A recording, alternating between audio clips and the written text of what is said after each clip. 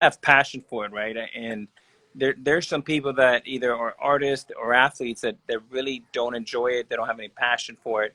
But I think the principles, there's an overlap between athletes and business. And usually it comes down to a few things. It is the people you surround yourself with, Yeah. the product, and what kind of process you have, right? But people is the one common theme. I played for 25 years and won only one championship. And I only say one, but I'm so proud of it. It's not because it's not that we were bad the other 24 years. Is that it's really fucking hard to win. Yes, it is. Right? It's hard to win. It's hard to win at being a great father, a great husband, a great athlete. To do it at the highest level, it is fucking hard, man. And being black belt when it comes to your communicating skills, your fundamentals, the one common theme, if you think about the greats, if you think about Warren Buffett, Steve Jobs, Jeff Bezos, Magic Johnson, Kobe Bryant, Muhammad Ali, they all have one thing in common, and they're all great fundamentalists, black belt, right? And no matter what happens in the economy, for me, I used to love it when it would rain and snow and it was really cold, because I felt that my fundamentals were so good that if I was playing against Steve and my fundamentals were better than yours, then I had a supreme advantage. If it was beautiful and it was sunny California, it was 80, it was too close, because you can play in any, if your fundamentals are not as good, that's going to be conducive to your game. Yeah. So I think Tiger felt the same way in the golf course and all of that. So breaking down the people and working on your fundamentals, you went to B school, that's a great attribute to have, and continue to hone your craft every single day. That's what I love. So surrounding yourself with the best people you can find is the best thing you can do, and then learn from them a lot. Absolutely. I completely agree with you.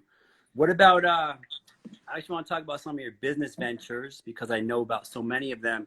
I remember the first time when we had dinner, I think it was Keith Arnoff. Yeah. He was like talking about you and like giving these high marks. I did not realize you owned like 14,000 units of property. When I think about 14,000, I'm like, are you kidding me? So this guy owns all this real estate. I didn't know that. For me, and I hope I don't sound so ignorant saying this, I just knew you from Shark Tank. Oh, wow. You came on Shark Tank, and I was like, oh, Alex knows business. And as soon as you opened your mouth, I was like, wow, he knows. He has a great acumen. But it wasn't until I sat down with you and I heard 14,000 units on top of everything else I've heard. I was like, wow, his portfolio is so vast. Not many people probably know this. So I'd like you to talk about your business ventures, maybe why you got into real estate, for example. Yeah. I've spent a lot of time with, do you remember Bruce Mosler? So you What, I know that name. Yeah, so he came to a dinner. He was a chairman of Cushman and Wakefield. Oh, yeah, of course. Yeah. And he was the one guy I really fell in love with. And I've been to New York and had dinner with him 4 or 5 times. And that's great. Real estate. So I thank you for that. I appreciate it. Yeah. But yeah, definitely talk about your ventures and your real estate. I would love to hear it. First, Steve, is you got to stick in your circle of competence. This is something that Warren Buffett talks about all the time. And that's why I love what you're doing. I think you're going to be incredibly successful, because we have to stick to what we know, right? Stick to your knitting. And one of the things I knew very well, simply because I grew up in very modest background, is we never had enough money to own anything. So we would rent. And my mom, we would have to move every 18 months because the landlord kept raising the rents. So once I was about 12 years old, I got down on my knees and I said, oh, dear Lord, if you can ever help me trade places with a landlord, and I want to be the landlord and somebody else can become the tenant, I would take that trade. And literally like 10 years later, I was 22 and I had an opportunity to buy my first duplex. I needed a $48,000 down payment, and that was a lot of money. I didn't have a lot of that money. So I sold a watch and I raised a little money. I put it as my down payment. I had that duplex, and then a couple years later, I sold it for double. And then I bought a fourplex, and then I bought 8 units, and I started making a little bit more money. And then I started, parallel to my career, started building this portfolio. And then I got a great partner who's now my president. He's been my president for about 12 years, Stuart Zook, who's done incredible things. And then little by little, you just keep building on your portfolio, and you look up and you're like, oh my gosh, I have 14,000 apartment units. We have about half now, because when the market was really rich, we made a decision to trade a lot of them, and we've done really, really well in that department. And then I've gone to other things that I really like and understand. We bought the UFC rights in South Florida. I know you love the UFC, and that's going really well. We had an opportunity to buy a great brand in Presidente. Wait a minute, I got mine ready. Hold on. Wait, let me take a sip real quick. All right, let me take one too. I got you. Cheers. That's right. That's right. I love it. I love it. I love it. And this is a great beer. That what happens is, I think if you surround yourself with really smart people and you do things that are organic, there's so many organic things that happen.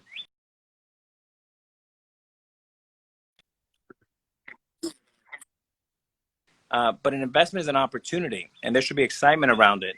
And then you have to do your due diligence. But for me, Presidente was a natural. It was founded in 1935, named after a president, Dominican Republic. And I had a magazine ask me, why did you get involved with Presidente? When was the first time you heard about it? I said, well, ever since I was in Pampers, my dad drank about 2 dozen of these every night. So I knew it way too well. And, every Dominican, if you say Presidente, is synonymous with our flag, is synonymous with Dominican pride. And when I had a chance to buy Presidente USA and do this partnership with Anheuser-Busch, we could not be more excited. And our sales have gone through the roof. I mean, we're up like 15 times. And even in this tough times, people are drinking a little bit of cerveza. They're happy about it. And it just, relaxes you, puts you in a good spot. I agree. I think they do more than just drinking. There's not much to do right now. Drink, eat, and family. That's right. That's right. That's right. I've drank more in the last 30 days than I've done in the last 6 months. Oh, I'm glad I'm not the only one. Hey, business failures. I know for me, people learn more from your failures, yeah, than your wins. I don't know if you can tell me some of your failures that you had in business. Absolutely. I've had many. I know that for me, I think timing is everything. Like, for example, coronavirus. Zoom. Look at what Zoom's happening to Zoom because of Corona. I don't do a lot of reading anymore as far as like books, but I do a lot of reading, say from LinkedIn, click on articles. And I read one yesterday, and it was, in December, Zoom had 10 million users a day. March, 200 million a day. And that's because of the coronavirus. Or how this my wife, Janine. She likes this fucking documentary, Tiger King, and everybody loves it. I actually fell asleep both times watching it. But if we weren't in Corona and quarantine, I don't think it would have been trending. But people are just watching Netflix. Right. So timing is everything. I think, which is why sometimes you fail. But with that said, I'd love to hear some of your failures, if you don't mind. Yeah, of course. And, timing is everything, Steve. But also, when you sit down and you play poker, and you're sitting down with 7 poker players, and you don't see the fish, that's probably because you're the fish, right? True. And what's really interesting about business, just like baseball, just like UFC, just like boxing, it really is about a few things. It is about your skill. Yes. And then it is about process, and then structuring of the deal. And, I think what I found is a lot of amateurs in business that are not as experienced, and I used to make these mistakes, and I'll tell you about a couple. They would start doing their due diligence in the 4th or 5th inning, and the deal was locked in, it was signed, you could never go back and change it. What you learn from people that are really savvy is they spend 99% of their energy before the first pitch is thrown, before a signature is signed, and doing the diligence and structuring a deal that if the world does really well, you win big. And if it goes bad, like crisis, like a coronavirus, that your documents, you have downside protection. So that's a really important thing to do. This I didn't have in 2008. So part of my growing pains was in 2008, I had some recourse loans. So that means that if you buy an apartment building for, let's say, $10 million, and your down payment is $3 million, and all of a sudden 2008 crisis happens, and your property are now worth 6 million, but you owe 7. That means you're underwater. Yes. So what I had to do was I had to then go back to the banks and have these very uncomfortable conversations. And after a while, I had to write them a check. They had a big write down on my debt. So my debt went from, let's say, 7 to 4. Okay. So it went from losing money to now making money. And then I was able to get on this, kind of, big swing that we've been on the last 9 years, where all the properties have been humming until what's happened here in the recent weeks. So what I learned is non-recourse debt and never ever personally guarantee. They call it PG.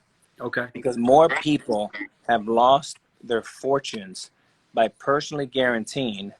So one example is if you invest in a property and you put down $3 million or $300,000 or $30,000, is all relative. Usually that's not what takes you down. What takes you down is the debt that is guaranteed, the $7 million.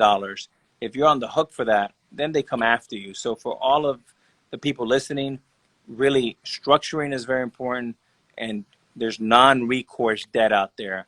Don't get into any recourse debt. Okay. That makes a lot of sense. And I am going to end our chat with probably the most important part of the conversation, and that's the foundation. I'm a big believer, like, to be successful, you need a partner. You need a ride or die. You need that support, because when life is stressful, you need that person to lift you up. I know with Jennifer, Janine's the kind of woman who, if I were to say, hey, we're moving to, there she is, taking selfies. Hey, let's move to Miami tomorrow. There's an opportunity. She would say, let's pack our bags.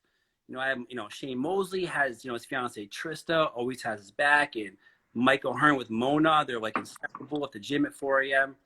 And I know, like, Jennifer, you and Jennifer are like this, switching clothes and doing TikToks and having fun. And that's an amazing relationship to have. So I'd like you to talk about the foundation and how important it is. I know it's important to you. Yeah, I mean, it's everything. And, times like this reminds you. Yes.